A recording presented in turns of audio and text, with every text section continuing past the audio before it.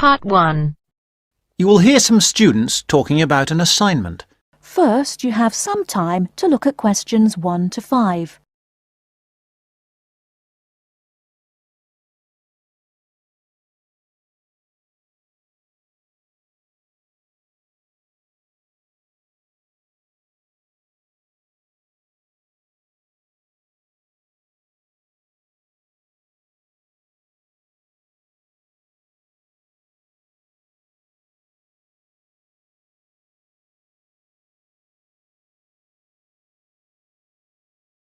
Hello, Tom. Hello, Anne.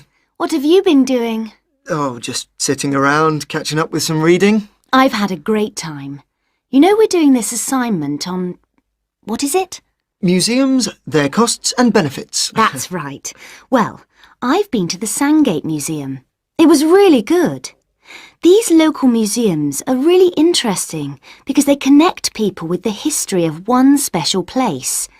We all know about kings and emperors and battles and wars, but local museums tell us about the everyday lives of ordinary people, and that's why they are so important. I'm not so sure about that. I think they are of interest, but they're so small that they can't give a true picture. They do their best. I don't really agree. They do give a true picture, but perhaps not a full picture. It's the truth, but not the whole truth. I think the smallness is the number one problem. Because they're small and local, they attract few visitors. That's why they have so little money. And because they have little money, they can't buy or maintain many really interesting exhibits. As a result, the shop is almost as big as the museum to try to raise money by selling souvenirs, postcards, sweets and so on. I think they find it difficult, but not impossible.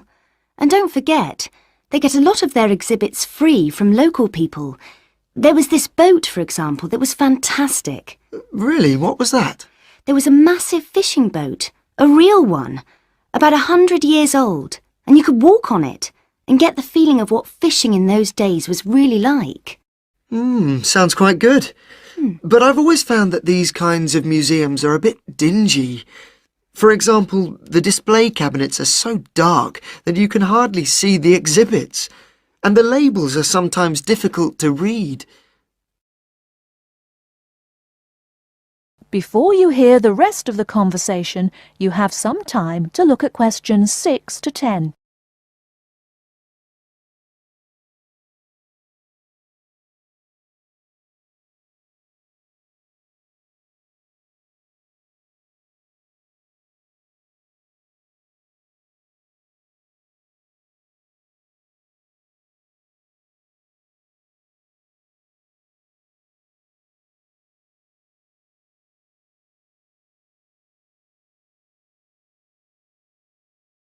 Now listen and answer questions 6 to 10. So coming back to our assignment, what we've got to decide is whether these museums should be funded by the government or just by local people. I think it depends entirely on what kind of museum it is. How do you mean? Well, take local history museums. They are small, so they won't survive without financial support. But that should come from the local authority, since only people in that area or tourists will visit it. I agree, but what about big natural history museums? Surely they should get money from the central government. Why? Children who want to learn about nature can go out into the countryside with their school teachers. They could survive from donations, and they get loads of visitors anyway.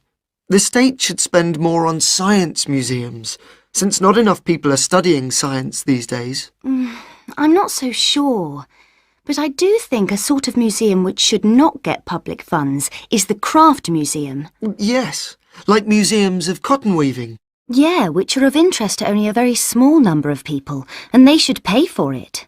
I agree, but a working farm is a different thing again. That's something from the past of all of us, and so it's important to the local community. Kids can learn a lot too. That's the sort of thing that the local government should be spending its money on. Yes, I agree. Well, I think we've got plenty of ideas for our assignment. That is the end of part 1. You now have half a minute to check your answers.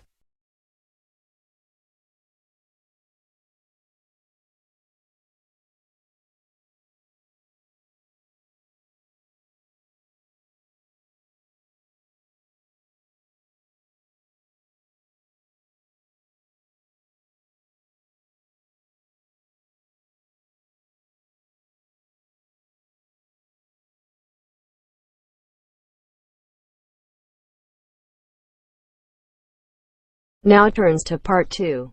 Part 2. You'll hear a monologue about a guided tour to London. First, you have some time to look at questions 11 to 17.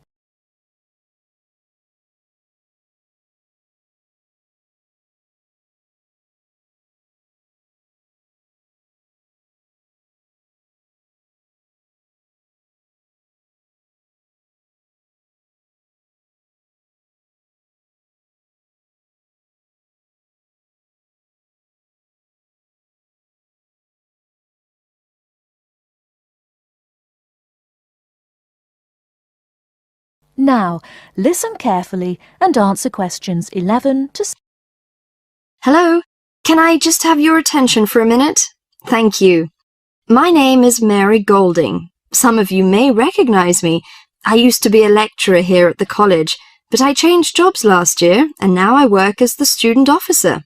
Okay, well, I'm in today to tell you about a guided tour that we've got going to, London.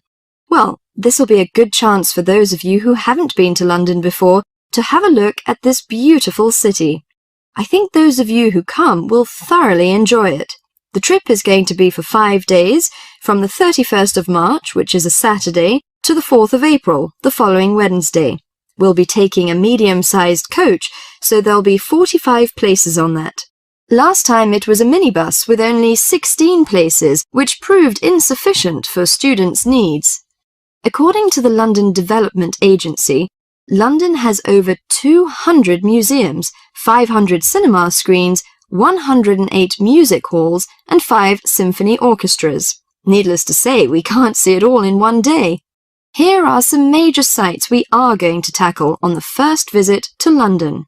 On the first day we're in London, we'll be going on a boat trip up the River Thames and up the London Eye. The Eye is a giant modern Ferris wheel which stands on the south of the river across from the Houses of Parliament. The boat cruise is included in the cost of the trip, so you won't need to worry about spending extra money. But you have to pay to ride the Eye to gaze out over the vast city. After that, we'll visit the Houses of Parliament. The Houses of Parliament, also known as Westminster Palace, was designed in the Gothic style. One of London's famous landmarks, Big Ben, the clock tower named for its 13-ton bell, is also found here. You can have a free visit up there. I think you all know Westminster Abbey, one of the most visited Christian churches in the world. There is no admission charge for this, but there are lots of souvenir shops around, so you might need some money for those. On the second day, we'll be going to the British Museum. The oldest museum in the world is also the most visited site in London. You have to pay to get in there, but it's not expensive.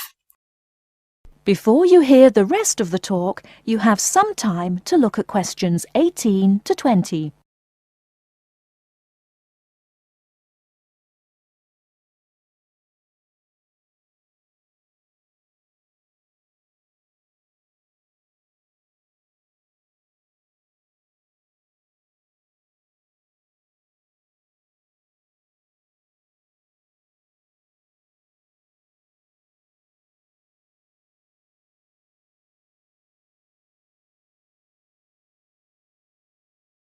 Now listen and answer questions 18 to 20. Also the most visited site in London. You have to pay to get in there, but it's not expensive. The museum's newly constructed £100 million Great Court, a 2-acre square enclosed by a glass roof, is the largest covered public square in Europe. It is called the Great Court. On the third day, you'll be free to do whatever you like. Personally, I recommend the Natural History Museum. It has over 68 million specimens. Fun exhibits include the blue whale exhibit, rainforest gallery, earthquake experience, and dinosaur displays. The Globe Theatre is a place worthy of visiting. The original Globe Theatre, where actors performed William Shakespeare's plays, burned down in 1613. The newly reconstructed Globe, however, copies original drawings of the 16th century's building's details and uses many of the same techniques and materials. Theatregoers can see performances of Shakespeare's plays, such as Romeo and Juliet and Much Ado About Nothing. If you'd like, can you sign up on this form on the student notice board by Friday? It'll be first come, first served. That is the end of part 2.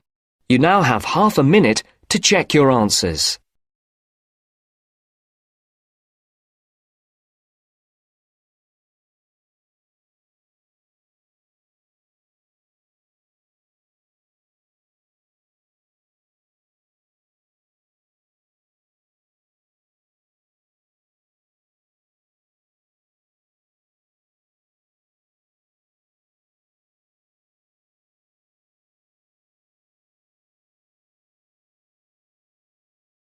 Now turns to part 3. Part 3. You will hear some students talking about an arts assignment. First, you have some time to look at questions 21 to 25.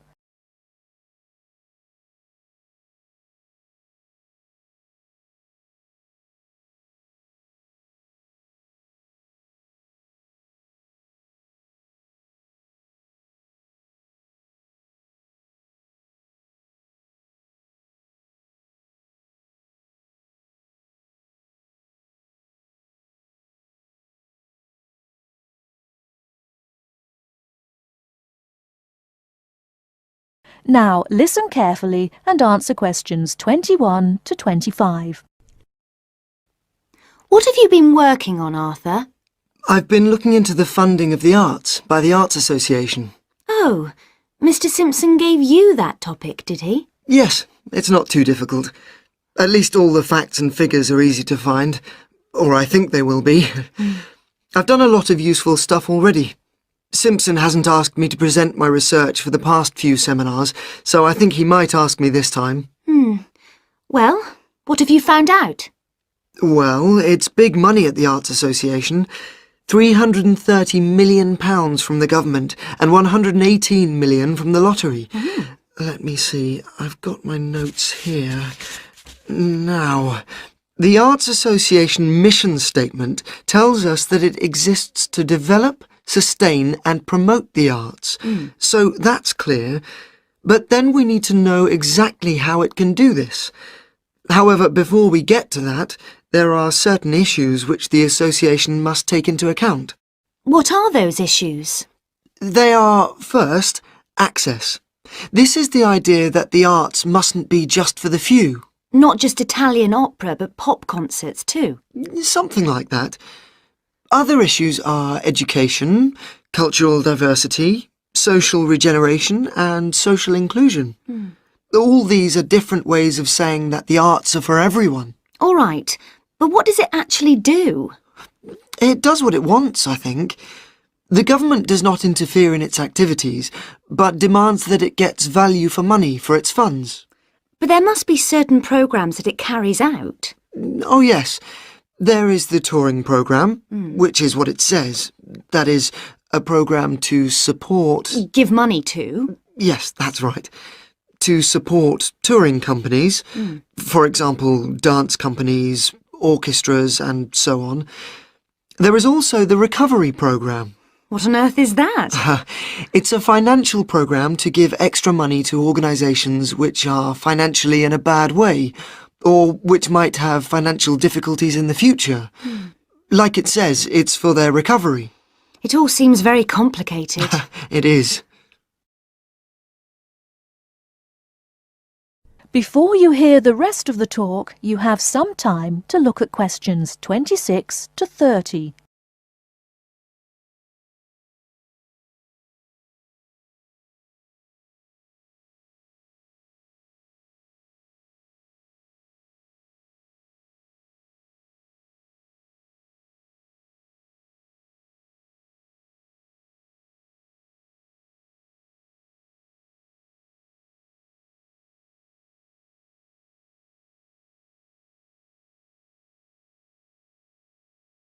Now listen and answer questions 26 to 30. Did you get any information on the reading for the other half of our work? Yes, I did. You mean the Art and Society module? Yes. Yes. I met Simpson himself as we were waiting for a train at Norchester Station, so I managed to ask him. Any luck? Yes, I've got the notes I took here. He told me, of course, to start with Greenberg, who covers contemporary art and the up-to-the-minute movements in America. It's about the modern movements, really. As far as the economic impact of art is concerned, a basic text is the Parliamentary Report on Art and the UK Economy. This gives lots of monetary facts and figures, but the figures are not very satisfactory as, of course, a lot of the information is confidential and can't be published. Art Now, Art Wow by someone called Dennison sounds exciting and is about how art and artists are created, presented for buyers, and sold in the US. It's about the whole trade in art as a phenomenon. Like a product? Like washing powder? Yes, that's the idea of the book anyway. And there's another one here. Oh yes, by someone called Hampton. It's a book called American Art, which Simpson says is full of discussion on the relationship of art to the other aspects of culture, such as film, television, books and so on. Popular culture, I suppose. Not just popular. Culture of all sorts, I imagine. Finally, for the spiritual and more abstract aspects of art, he recommends Art and the Mind of Modern Man by Frick. It's sort of about how art relates to how we think. He did have lots of other recommendations, but luckily his train arrived before he could move on to them. These seem enough to me. Yes, they're a good place to start. We will be busy. That is the end of part 3. You now have half a minute to check your answers.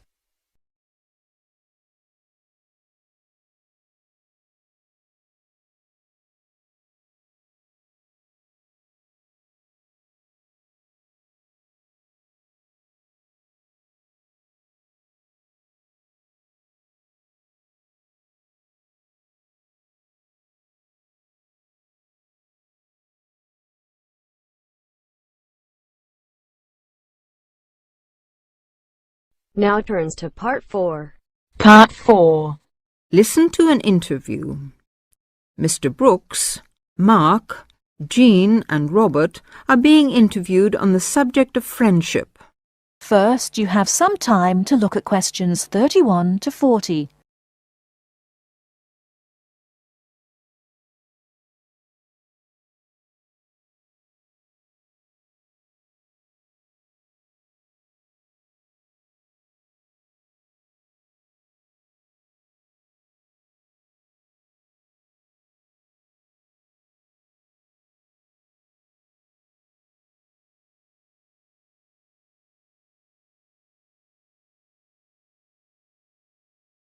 Now listen carefully and answer questions 31 to 40.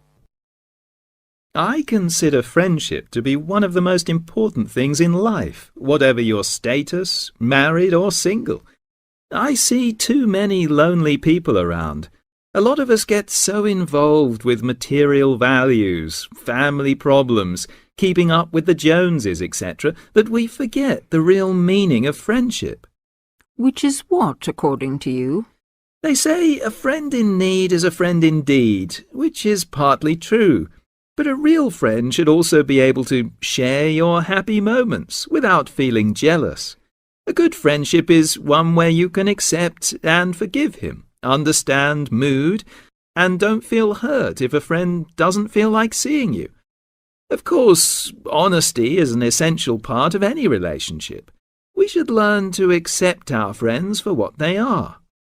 As a married man, do you find your friendship is only with other men? Of course not. Both my wife and I have men and women friends, thank goodness.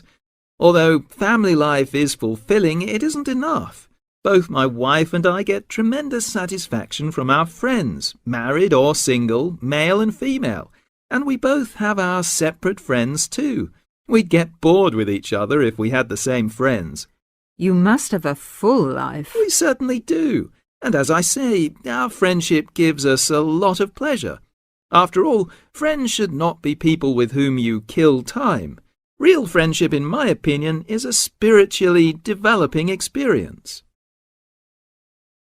I've never had a lot of friends. I've never regarded them as particularly important. Perhaps that's because I come from a big family, 2 brothers and 3 sisters, and lots of cousins. And that's what's really important in my family. If you really need help, you get it from your family, don't you? Well, at least that's what I've always found. What about you, Jean? To me, friendship, having friends, people I know I can really count on. To me, that's the most important thing in life. It's more important even than love. If you love someone, you can always fall out of love again, and that can lead to a lot of hurt feelings, bitterness and so on. But a good friend is a friend for life. And what exactly do you mean by a friend? Well, I've already said, someone you know you can count on. I suppose what I really mean is, let's see, how am I going to put this? It's someone who will help you if you need help, who will listen to you when you talk about your problems, someone you can trust. What do you mean by a friend, Robert? Who likes the same things that you do. Who you can argue with and not lose your temper, even if you don't always agree about things. I mean, someone who you don't have to talk to all the time, but can be silent with, perhaps. That's important, too. You can just sit together and not say very much sometimes. Just relax. I don't like people who talk all the time. Are you very good at keeping in touch with your friends if you don't see them regularly? No, not always. I've lived in lots of places, and, to be honest, once I move away, I often do drift out of touch with my friends. And I'm not a very good letter writer either. Never have been. But I know that if I saw those friends again, if I ever moved back to the same place, or for some other reasons we got back into close contact again, I'm sure the friendship would be just as strong as it was before. Several of my friends have moved away, got married, things like that. One of my friends has had a baby recently, and I'll admit, I don't see or hear from her as much as I used to. She lives in another neighbourhood, and when I phone her, she always seems busy. But that's an exception. I write a lot of letters to my friends, and get a lot of letters from them. I have a friend I went to school with, and 10 years ago she emigrated to Canada. But she still writes to me every month, and I write to her just as often. That is the end of part 4. You now have half a minute to check your answers.